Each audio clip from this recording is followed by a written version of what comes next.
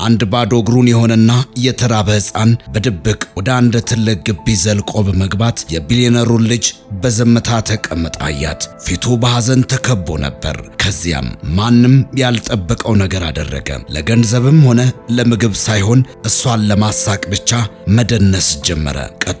ቀጥሎ የሆነው ነገር ግን የሁሉንም ሕይወት ለዘላለም የሚቀይር ነበር። ሪቻርድ ላውንስ በከተማው ካሉ ባለጸጎች አንዱ ነበር። ኤምፓየሩ በነዳጅ በሪል ስቴትና በመርከብ ጭነት ላይ የተዘረጋ በመሆኑ ወርቃማው ንክኪ የሚል ቅጽል ስም ተሰጥቶት ነበር። ምክንያቱም ኢንቨስት የሚያደርግባቸው ነገሮች ሁሉ ስኬታማ የሆኑ ነበር።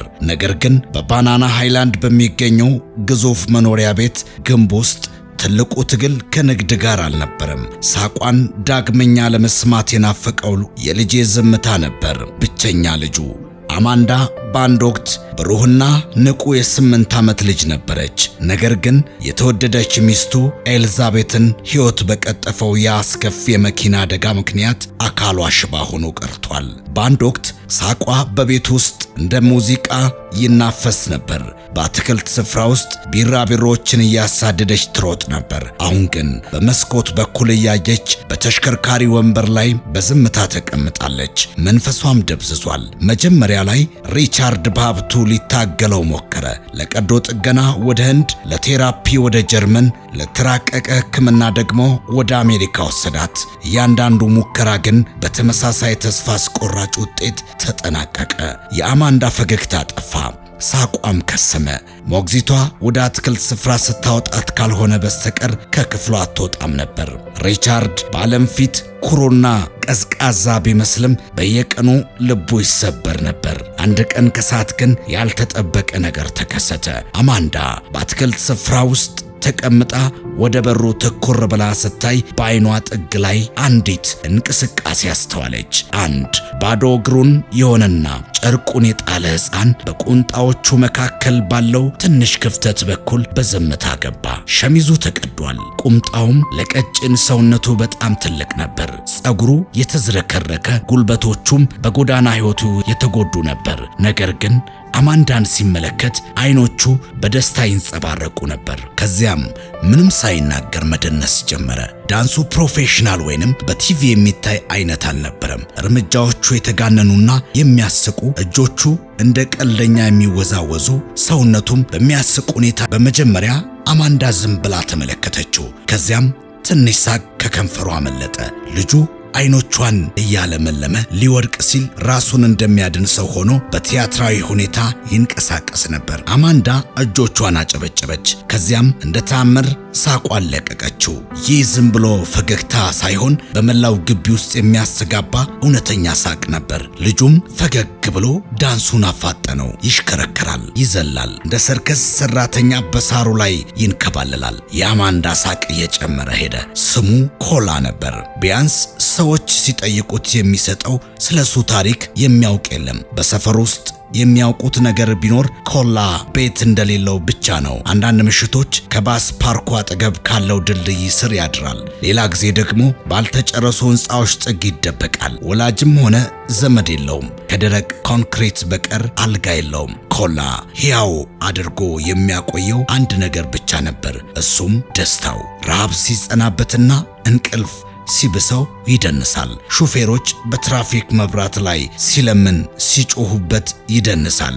ለመንገድ ላይ እንግዳ ሰዎች ይደንሳል። እነሱም ጥቂት ሳንቲሞችን ይሰጡታል። መደነስ በሕይወት እንዳለ እንዲሰማው ያደርገዋል። ዳንሱ፣ ድምፁ፣ ጋሻውና ካልተፈለገ የሕይወት ሕመም ማምለጫው ነበር። ያንን ከሰዓት በኋላ ኮላ በባለጸጋው መኖሪያ ቤት አጠገብ እያለፈ ነበር። በበሩ ቀዳዳ በኩል ሲመለከት አማንዳን አያት። ትንሽ ፊቷን በተሽከርካሪ ወንበር ላይ አስደግፋ በሐዘን ወደ መሬት እያየች ነበር። በኮላ ውስጥ የሆነ ስሜት ተፈጠረ። የሐዘን ስሜት ምን እንደሆነ አውቃለሁ። ለሷ ብደንስስ ምናልባት ፈገግታ አጎናጽፋት ይሆናል ብሎ አሰበ።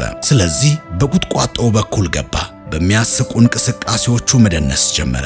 አማንዳ ስትስቅ ለሱ ረጅም ቀን ተርቦ ምግብ ከማግኘት በላይ ትልቅ ድል ሆኖ ተሰማው። ሳቁ ልቡን በፍጥነት እንዲመታ አደረገው። በዚያች ሰዓት ኮላ ባዶ እግሩን መሆኑን መራቡንና ቤት እንደሌለው ረሳው። እሱ ለማኝ ሳይሆን ለሌላ ልጅ ደስታን የሚያመጣ ሕፃን ነበር። ኮላ ሳያውቀው የአማንዳን ሕይወት ብቻ ሳይሆን የራሱንም ሕይወት ለዘላለም እየቀየረ ነበር። በቤቱ ውስጥ ሪቻርድ ላውንስ ድምፁን ሰማ። ለወራት ያልሰማው ድምፅ ስለነበረ ደነገጠ። ታምር ለማየት ወደ በረንዳው ሮጠ። ልጁ እየሳቀችና እያጨበጨበች ነበር። የደስታዋ ምንጭ መድኃኒት ወይንም ውድ ሕክምና ሳይሆን አንድ ባዶ እግሩን የሚደንስ የጎዳና ተዳዳሪ ሕፃን ነበር። የሪቻርድ የመጀመሪያ ስሜት ቁጣ ነበር። ይህ የጎዳና ተዳዳሪ እንዴት ግቢ ውስጥ ገባ? ዘበኞች የት ናቸው ብሎ ተቆጣ።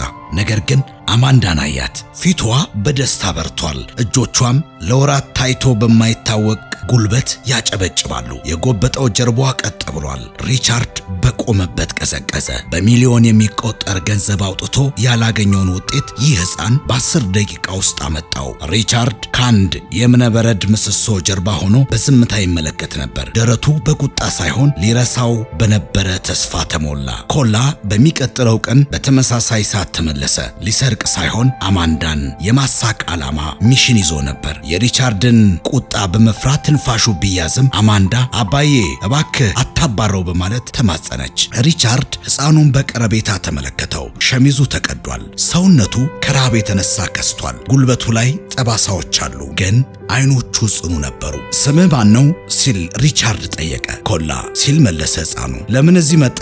ኮላ ምራቁን ዋጠ። አየኋት። መጀመሪያ ቀን ስታዝን ነበር። ብደንስላት ፈገግ ትል ይሆናል ብዬ አሰብኩ። ምንም ልወስድ አልመጣሁም ጌታዬ፣ ትንሽ ነገር ደስታ ልሰጥ እንጂ ከጨረስኩ በኋላ እሄዳለሁ። ቃላቶቹ ቀላል ቢሆኑም ጥልቅ ነበሩ። ሪቻርድ አሁን በለሰለሰ ድምፅ የት ነው የምታድረው ሲል ጠየቀው። ቃላቶቹ እንደ ዝናብ በደረቅ መሬት ላይ እንደሚወርድ ሆነው ወደ ሪቻርድ ልብ ዘለቁ። ኮላም በየቦታው አውቶቡስ ተራ፣ አንዳንድ ጊዜ ለጥቂት ሳንቲም ስል እደንሳለሁ፣ ሌላ ጊዜ ደግሞ ረሃቡ እንዳያሸንፈኝ ለራሴ ስል እደንሳለሁ ሲል መለሰ። የአማንዳ አይኖች በእንባ ተሞሉ። አባዬ እሱ ያስደስተኛል አለች። ሪቻርድ ልጁን ተመለከተ። ፊቱ በርቷል። ጀርባው ቀጥ ብሏል። የእግሯ ጣቶች ሲንቀሳቀሱ አስተዋለ። ይህ ለወራት ያላየው ትንሽ ግን ትልቅ ለውጥ ነበር። ሪቻርድ ትንፋሹን ወስዶ እሺ ዛሬ እኔ በማይ ቦታ መቆየት ትችላለህ? ምንም አይነት መጥፎ ባህሪ ማሳየት የለም፣ ተረዳኸኝ? አለው። ኮላ በደስታ ራሱን ነቀነቀ። ወደ አማንዳ ዘወር ብሎ ላሳይሽ አላት። እሷም አጨበጨበች። የአትክልት ስፍራውም በድጋሚ የመድረክ የዳንስ ሆነ። አንድ ቀን ወደ ሶስት ቀን ወደ ሳምንት ተቀየረ። ዘበኞቹ ሕፃኑን እንዳያቆሙት ታዘዘ። ሪቻርድ በ10 ሰዓት ይግባ፣ በ12 ሰዓት ይውጣ፣ ሳይሄድ በፊትም ይብላ የሚል መመሪያ ሰጠ።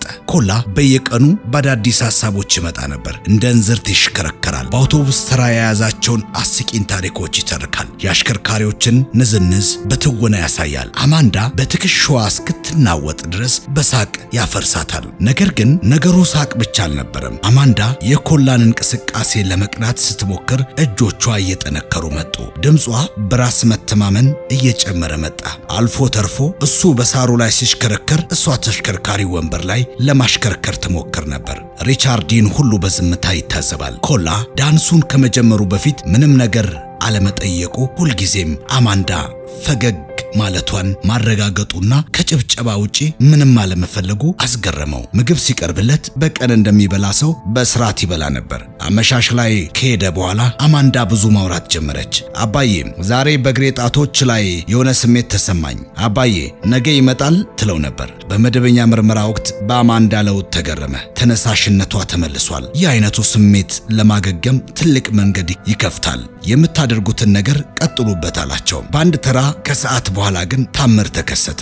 ፀሐይ ዝቅ ብላ ነበር። ኮላ በዝግታ ይደንሳል። አማንዳ በጣም ከመሳቋ የተነሳ በጉልበቷ ላይ የነበረው ብርድ ልብስ መያዝ ረሳች። ቆይ አለች ትንፋሿን ሰብሰብ አድርጋ። አንድ ነገር ልሞክር። ሁለቱን እጆቼን በተሽከርካሪ ወንበሩ እጀታ ላይ አሳረፈች። ፊቷ በጥረት ተወጠረ። ከዚያም ትከሻዋ፣ ደረቷ፣ ቀስ እያለም ወገቧ ከመቀመጫዋ 1 ኢንች ከፍ አለ። 1 አለ ኮላ በአግራሞት። 2 አለ ሪቻርድ ሳያውቀው ወደፊት እየቀረበ። 3 አማንዳ ትንፋሿን አውጥታ ወደ ወንበሩ ተመለሰች። እየተፈራገጠች ግን ፈገግ እያለች አይኖቿ በእንባ ረጥበው ነበር። በግቢ ውስጥ ቅዱስ ዝምታ ሰፈነ። ኮላ አደረግሽው ብሎ በመጮህ ዝምታውን ሰበረው። ሪቻርድም በሌላ በኩል ተንበርክኮ አንቺ ጀግና ነሽ፣ በአንቺ ኩራት ይሰማኛል አላት። አማንዳ የአባቷንና የጓደኛዋን እጅ ያዘች። ከእንግዲህ አልፈራም፣ እሱ ሲደንስ እኔም መንቀሳቀስ የምችል ይመስለኛል አለች። በዚያች ምሽት ሪቻርድ እንቅልፍ አልወሰደውም። ስለ ልጁ፣ ስለ ኩራቱና ስለ ዝናው አሰበ። ዝና ልጁን ሊፈውሳት እንዳልቻለ፣ ገንዘብም ሳቋን እንዳልመለሰው ተረዳ። ነገር ግን ምንም የሌለው ኮላ ለአማንዳ ተስፋ ሰጣት። ምናልባት ትልቁ ኃይል ሀብት ሳይሆን ደግነት ሊሆን ይችላል ብሎ ለራሱ አመነ። ቅዳሜ ከሰዓት በኋላ ሪቻርድ ኮላን እንዲያወሩ ጠራው። ለመጀመሪያ ጊዜ እንዲደንስ ሳይሆን እንዲያወራው ጠየቀው። ስለ ራስ ንገረኝ አለው ሪቻርድ። ኮላ አመነታ። ማንም ስለሱ ጠይቆት አያውቅ። እናቴ ስትሞት አባቴ ጥሎኝ ሄደ። በገበያ ያሉ ሴቶች ምግብ ይሰጡኝ ነበር። ሳድግ ግን አቆሙ። አሁን ድልድይ ስር እናደርሳለን ሲል ለሰለሰ ድምፅ ተረከ። ለምን ትደንሳለህ ሲል ሪቻርድ ጠየቀ። ኮላም ሲርብህ ሰውነት ይከብድሃል። ዝም ብለህ ከተቀመጥክ ረሃቡ ያሸንፋል። ስትደንስ ግን ሰውነትህ ቀላል ይሆናል። ሰዎች ይስቃሉ። አንዳንድ ጊዜ ሳንቲም ይሰጡኛል። ቢያንስ እንደማይታይ ሰው አልቆጠርም አለው። ሪቻርድ ራሱን ነቀነቀ። ከዛሬ ጀምሮ አለ ሪቻርድ በቆራጥነት፣ ከእንግዲህ የማይታይ ሰው አይደለህም። አንተ የዚህ ቤት አካል ነህ። አማንዳም በተሽከርካሪ ወንበሯ መጥታ እጁን ያዘችው። ኮላ አሁን የጎዳና ተዳዳሪ ብቻ ሳይሆን ቤተሰብ እየሆነ እንደሆነ ተረዳ። አማንዳ እጆቿን አጨበጨበች። መቆም መሞከር እፈልጋለሁ ስትል በድንገት ጮኸች። ራሷንም ጭምር አስገረመች። ኮላ ዳንሱን አቋረጠ። ምን አላት። እሷም በቆራጥነት ቁም ነገሬን ነው አለች። አጠገቧ ተቀምጦ የነበረው ሪቻርድ ተወጠረ። ልጁ እንዲከፋት አልፈለገም፣ ነገር ግን ሊያግዳት አልቻለም። አማንዳ እጆቿን በተሽከርካሪ ወንበሩ እጀታ ላይ አሳረፈች። እጆቿ ይንቀጠቀጡ ነበር፣ ግን አላቆመችም። በኃይል ገፋችው። ፊቷ በጥረት ተሸበሸበ። ቀስ እያለች በከባድ ሕመም ውስጥ ሆና ተነሳች። አንደኛው ጉልበቷ ተንቀጠቀጠ፣ ከዚያም ሌላኛው በትንሹ ቀና አለ። ሙሉ በሙሉ ቀጥ ብላ ባትቆምም ግን ቆማ ነበር። ካደጋው በኋላ ለመጀመሪያ ጊዜ እግሮቿ መሬቱን ረገጡ። የሪቻርድ ልብ በደረቱ ውስጥ ይመታ ነበር። በሩ ላይ የነበሩት ዘበኞች በቆሙበት ቀሩ። ሰራተኞቹም ከሩቅ ሆነው ትንፋሻቸውን ዋጡ። ኮላ በደስታ እየጮኸ ተሽከረከረና አጠገቧ ተንበረከከ። አደረግሽው፣ ቆመሻል አማንዳ፣ ቆመሻል አላት። አማንዳ ለ3 ሰከንዶች ያህል እንደ ቅጠል እየተንቀጠቀጠች ቆመች። ከዚያም ቀስ ብላ ወደ ወንበሯ ተመለሰች። ከማልቀስ ይልቅ ሳቀች። ቆምኩ፣ አየህ አባዬ፣ ቆምኩ አለች። ሪቻርድ አጠገቧ ተንበርክኮ አይኖቹ በንባ ተጋረዱ። የሚንቀጠቀጡ እጆቿን እየነካ አየውሽ የኔ ማር፣ ካንቺ በላይ የምኮራበት ነገር የለም አላት። በዚያ ቀን መኖሪያ ቤቱ ከእንግዲህ ዝምተኛ አልነበረም። በሳቅ በጭብጨባና በደስታ ተሞላ። በዚያ ምሽት አማንዳ ከተኛች በኋላ ሪቻርድ በቢሮ ውስጥ በዝምታ ተቀመጠ። ስልኩን በመልእክቶች ይርገበገባል። እሱ ግን ግድ አልነበረውም። አእምሮው በአንድ ነገር ላይ ብቻ ነበር፣ በኮላ ላይ። ይህ ሕፃን በጥቂት ሳምንት ውስጥ ለልጅ ሕይወትን መለሰላት። ሪቻርድ ይህን በአጋጣሚ የመጣ ሳይሆን በኮላ ምክንያት መሆኑን ያውቃል። ሪቻርድ ኮላን ከቤቱ ጀርባ ባሉት ደረጃዎች ላይ ብቻውን ተቀምጦ አገኘው። አጠገቡ ተቀምጦ እዚህ ብቻን መሆን የለብህም አለው በለሰለሰ ድምፅ። ኮላም ለምጄዋለሁ ጌታዬ ሲል መለሰ።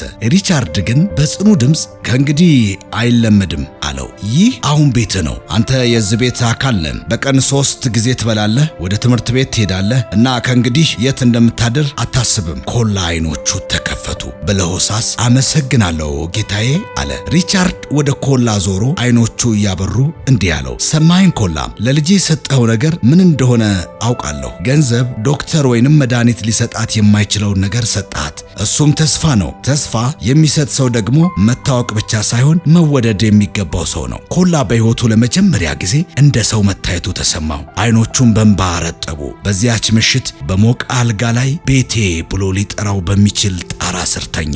የድሮ ቅዝቃዜና የኮንክሪት ምሽቶች አበቁ። ወሬው በመላ ከተማው ተሰራጨ። ባለጸጋው ላውንስ የጎዳና ተዳዳሪ ልጅን አረገ የሚል አርዕስተ ዜናዎች ጋዜጦችን አጥለቀለቁ። አንዳንድ የንግድ አጋሮች ሪቻርድ ዝናህን ያበላሸዋል ቢቀርብስ አሉት። ሪቻርድ ግን ተቀይሮ ነበር። ዝናዬ አላቸው በረጋ መንፈስ። ልጄ ዳግመኛ ቆመች። ልጄ ዳግመኛ እየሳቀች ነው። እኔ የምጨነቅለት ብቸኛው ዝና ይሄ ነው አላቸው። አማንዳም ለጠየቃት ሁሉ ኮላ ጓደኛዬ ነው፣ እሱ ጠንካራ እንደሆን ያደርገኛል፣ እሱን ካልወደዳችሁት እኔን አትወዱኝም ስትል ነበር። ቀስ በቀስ አማንዳ በኮላ ድጋፍ ትንሽ እርምጃዎችን ከዚያም ረዥም እርምጃዎችን መራመድ ጀመረች። ፍርሃት ከእንግዲህ አይቆጣጠራትም። ሪቻርድም ተቀየረ። ንግድ ብቻ የሚያሳድድ ባለጸጋ መሆኑ ቀርቶ ደስታን ያገኘ አባት ሆነ። አንድ ቀን አማንዳ ኮላን እያየች አሁን ብቻዬን አይደለሁም ወንድም አለኝ አለች። ሪቻርድ ሳቀ። ቤቱ አሁን መኖሪያ ብቻ ሳይሆን ቤት ሆነ። በአንድ ወቅት ሪቻርድ በአትክልት ስፍራ አማንዳና ኮላ እጅ ለእጅ ተያይዘው ሲራመዱ እያየ እንዲህ ሲል ለራሱ ተናገረ። ሁሉ ነገር ያለኝ ይመስለኝ ነበር፣ ነገር ግን ይህን ሕፃን እስካገኘ ድረስ ምንም አልነበረኝም። ከዚህ ቀን ጀምሮ ሪቻርድ ላውንስ በሀብቱ ብቻ ሳይሆን በደግነቱ የታወቀ ሰው ሆነ። ኮላም የጎዳና ተዳዳሪ መሆኑ ቀርቶ የላውንስ ቤተሰብ አካል ሆነ። የአማንዳ ታሪክም ለብዙዎች የተስፋ ብርሃን ሆነ። አንዳንድ ጊዜ የሚያስፈልገን ፈውስ ከመድኃኒት ወይንም ከገንዘብ ሳይሆን ከፍቅር፣ ከደግነትና ካልተጠበቀ ጓደኝነት የሚመጣ መሆኑን ታሪኩ ያስተምረናል። የተወደዳችሁ የዩቲዩብ ቻናላችን ተከታታዮች የዩቲዩብ ቻናላችንን ሰብስክራይብ፣ ላይክ እና ሼር በማድረግ ቤተሰብ እንድትሆኑ በመጠየቅ ነው። በሌላ ታሪክ እስከምንገናኝ ሰናይ ጊዜ ይሆንላችሁ።